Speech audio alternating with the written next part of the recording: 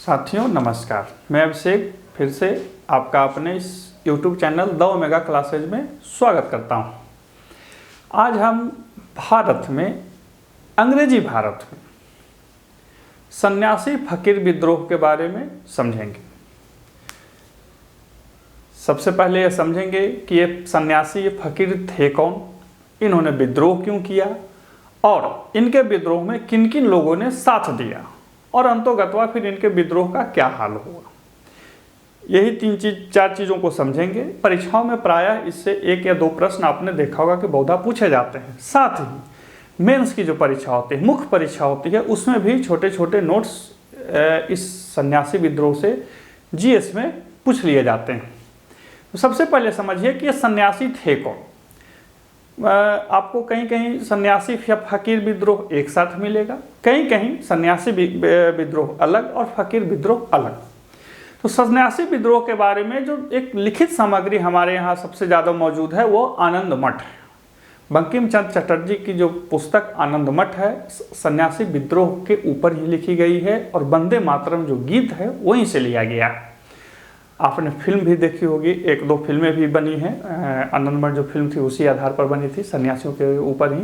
आप देख करके समझ सकते हैं कि वो कैसे हैं, क्या है। लेकिन खैर वो फिल्म की बात थी, यहाँ पर हम एकेडमिक रूप से बात करते हैं। तो सन्यासी जो थे, ये फकीर जो थे, वो पूरे बंगाल महाप्रांत में, याद रखें उस समय बंगाल नहीं था, बंगाल महाप्रांत था। बंगाल महाप्रांत का मतलब आधुनिक पश्चिम बंगाल, पूर्वी बंगाल यानी बांग्लादेश, उड़ीसा, बिहार इत्यादि सब मिला हुआ था। तो ये पूरे इलाके में ये जो फकीर थे, जो सन्यासी थे, ये घूमा करते थे। और ये जो सन्यासी थे वो अर्ध जमींदार टाइप के लोग थे। टाइप के इसलिए कि इनके पास परिसंपत्तियां होती थी और ये अपनी संपत्तियों को दूसरों को दिया करते थे, क्या कहते हैं, मदद के रूप में, और बदले में उनसे पैसा वसूलते थे और कुछ कभी कभी एक्स्ट्रा पैसा, मतलब आप आधुनिक भाषा में कहें तो सूद वगैरह भी लिया करते थे। लेकिन फिर भी एक जगह टिक के नहीं रहते थे। ये इनका पूरा सर्किल बना हुआ था और एक जगह से दूसरे जगह से तीसरे जगह जाते रहते थे। और छोटे छोटे जो जमींदार थे, छोटे छोटे जो किसान थे और जो मध्यस्थ भूपति जिनको बोल सकते हैं, इन सब के साथ इनके बहुत ही अच्छे संबंध थे और समाज में इन फकीरों और सन्यासियों की बहुत इज्जत थी। बात समझ रहे हैं? इनकी समाज में बहुत इज्जत थी। ये घूमने वाला जिंदगी जीते थे। इनके पास परिसंपत्तियां भी होती थी और ये परिसंपत्तियों से लोगों को मदद भी किया करते थे, मुफ्त का नहीं, उससे कुछ एक्स्ट्रा पैसे भी लिया करते थे। और साथ ही ये जहां भी जाते थे वहां के ग्रामीण गांव के लोग इनको अच्छा इज्जत करते थे। सन्यासी थे तो इज्जत हो गई। अब ये इनकी पहले से परिपाटी चली आ रही थी।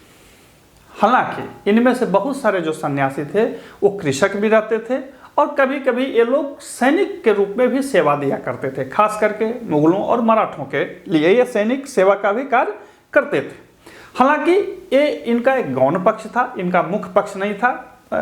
इनका मुख्य पक्ष यही था कि ये सन्यासी थे, लेकिन मान के चलिए कि इनमें सैनिक, कृषक इत्यादि के भी गुण मौजूद थे और उस कार्य को किया करते थे।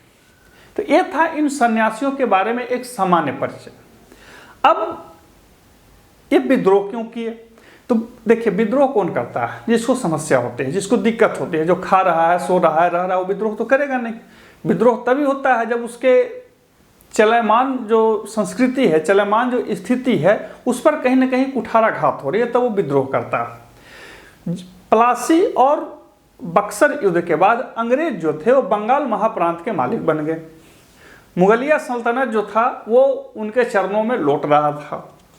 तो अंग्रेज क्या किए कि यहाँ लूटने के लिए, मतलब प्रारंभ में तो लूट ही रहे थे, तो लूटने के लिए क्या किया कि उन्होंने नए तंत्र को विकसित किया और पुराने तंत्र को उन्होंने नेस्तनाबूद कर दिया। जैसा कि आप जानते ही हैं कि बंगाल में द्वैध शासन था।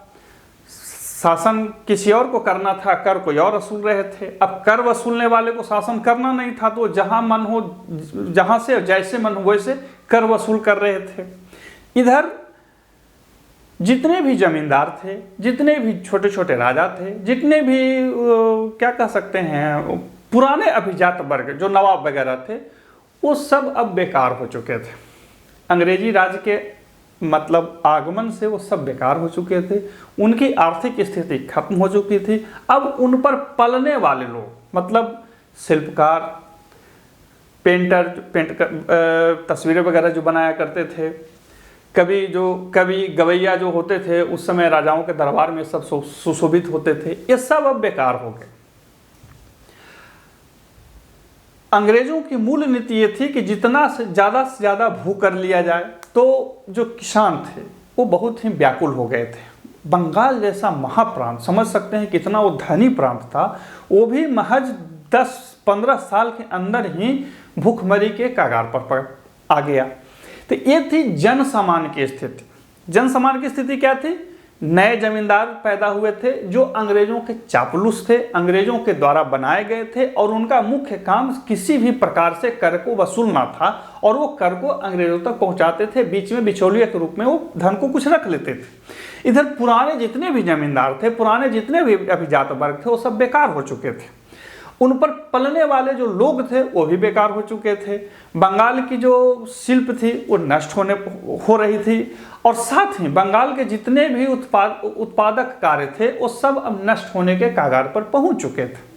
तो इन सब का एक मिलीजुली प्रक्रिया क्या हुई कि सारा का सारा भार कृषि पर आ पड़ा, किसानी पे आ पड़ा। अब किसान नहीं पर आ पड़ा, अब किसानी कौन करेगा? जो बेकार हो गया किसानी करेगा। लेकिन किसानी में क्या थी कि बहुत ज़्यादा कर देना पड़ रहा था।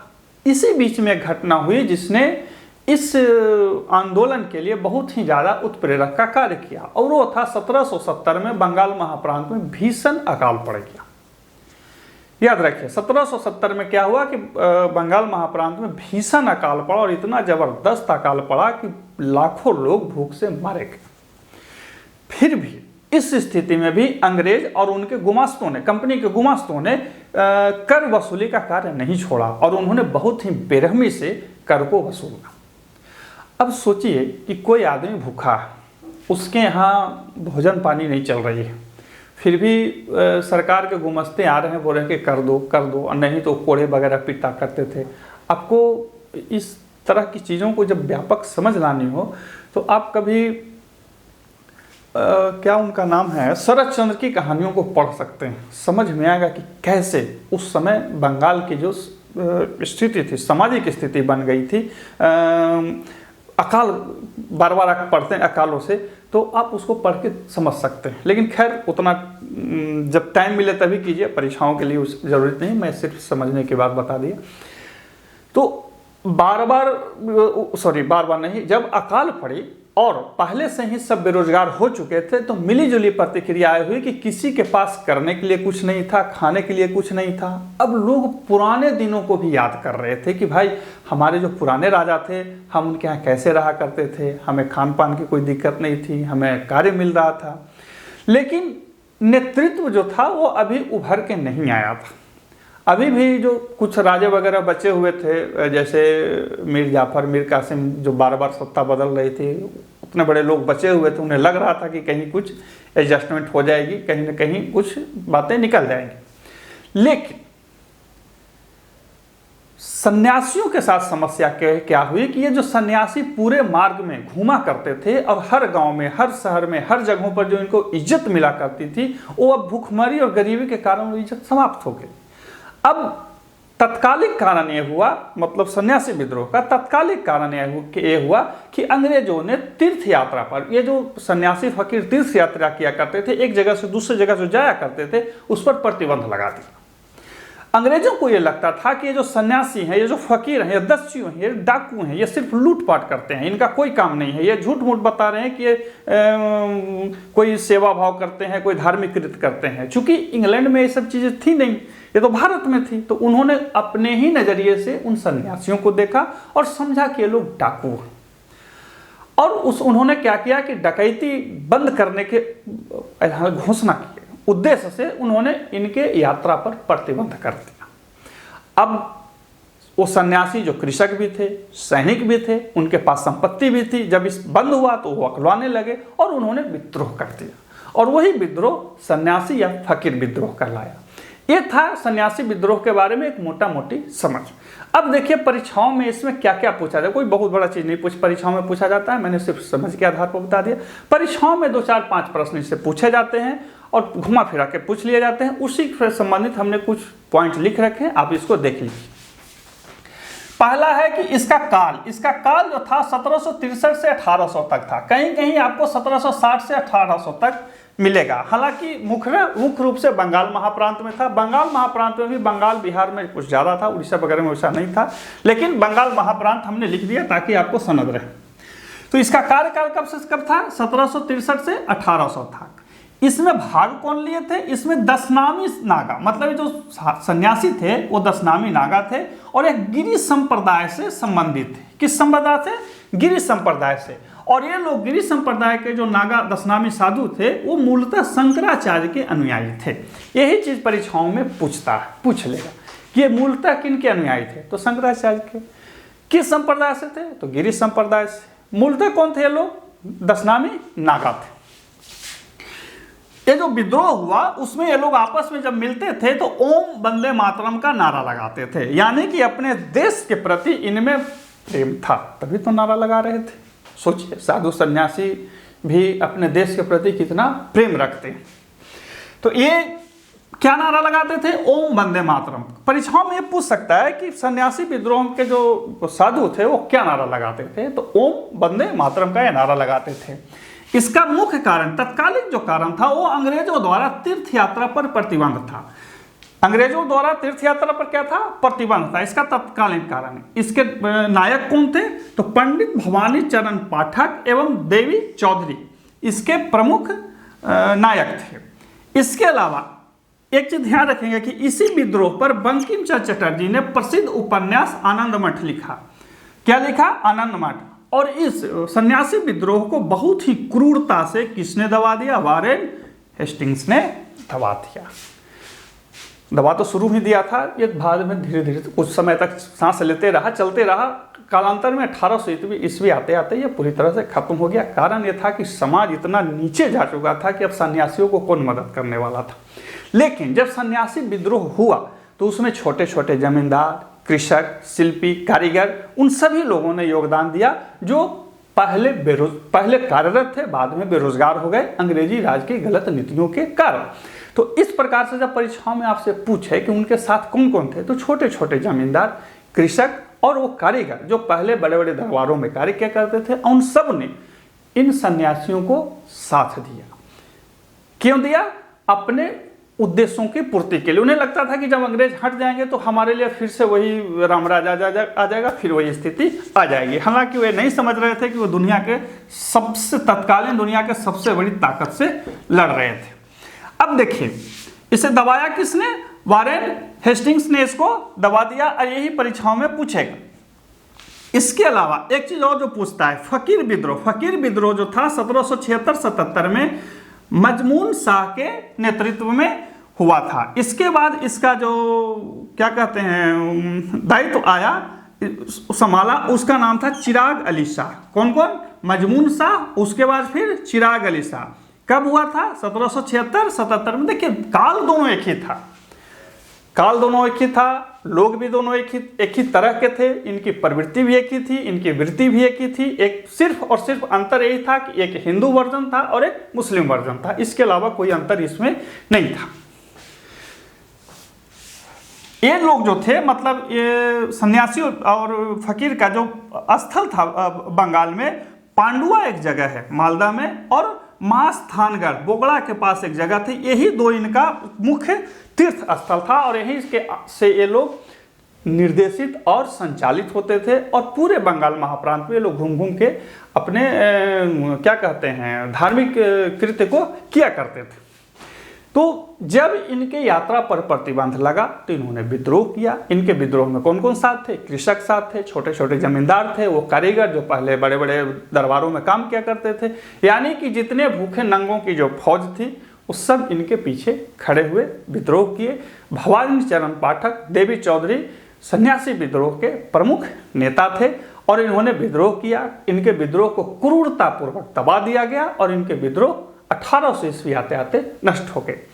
वारेन हेस्टिंग जो था उसको मुख्य श्रेय दिया जाता है इनके विद्रोह को दबाने का। बंकिम चंद्र चटर्जी के उपन्यास आनंद मठ में इन्हीं सन्यासी विद्रोह के बारे में लिखा हुआ है। और इसका मुख्य कारण, तत्कालिक मुख्य कारण जो था वो तीर्थ यात्रा पर प्रतिबंध था। क्या था? तीर्थ यात्रा पर प्रतिबंध। ये जो थे ओम वंदे मातरम का नारा लगाते थे। और जो सबसे ज्यादा पूछा जाता है कि ये इसमें दशनामी नागा जो गिरी संप्रदाय से थे भाग लिए, और यह लोग मुख्यतः शंकराचार्य के अनुयायी थे। ये सबसे ज्यादा पूछता है परीक्षाओं में, ध्यान रखें। तो ये था हमारा सन्यासी विद्रोह। सब वाक्य थोड़ा बहुत हो सकते हैं आगे पीछे हमसे हुए होंगे, आशा है कि उसको ध्यान रखेंगे। और ये भी ध्यान रखेंगे कि ये इस विद्रोह से इतना ही पूछता है, और कुछ ज़्यादा पूछती हो तो आज तक हमें ध्यान में नहीं है, लेकिन खैर परीक्षा कुछ भी पूछा जा सकता है। और जब भी आप पढ़ें तो NCERT बुक्स को ज़रूर पढ़ें ताकि आपको ध्यान में रहे। इसके अलावा फ्रेंड्स, जब भी इतिहास को पढ़ें तो इतिहास को इतिहास की दृष्टि से पढ़ना चाहिए। और साथ ही जब भी इतिहास पढ़ा जाता है तो ये देखा जाता है कि वो कब घटा, उन घटनाओं में शामिल लोग कौन थे, वो जो लोग शामिल हो रहे थे उस पर किनका किनका प्रभाव था, और जो प्रभाव देने वाले लोग थे उनकी प्रवृत्ति क्या थी, उनकी वृत्ति क्या थी। तो यहाँ अंग्रेज थे, अंग्रेजों की सिर्फ और सिर्फ एक ही वृत्ति थी, किसी तरह से भारत को लूटना। और ये जो लोग विद्रोह में भाग ले रहे थे वो लोग ले रहे थे जो अंग्रेजों के गलत नीतियों के कारण भूख के कागार पर पहुंच गए थे, या सीधा सीधा कहिए कि भूख से प्राप्त होने वाली मृत्यु के कागार पर पहुंच चुके थे। इसीलिए इन्होंने अंग्रेजी राज के विरुद्ध विद्रोह किया। और भारत में होने वाले प्रारंभिक विद्रोहों की जितनी की भी प्रवृत्ति थी सबकी लगभग यही थी। और जब हम लोग एक एक करके पढ़ेंगे तो उसमें सारा चीज़ यही चीज़ आएगा। तो ये था हमारा आज का भारत में सन्यासी विद्रोह। फिर मिलते हैं अगले वीडियो में, तब तक के लिए नमस्कार।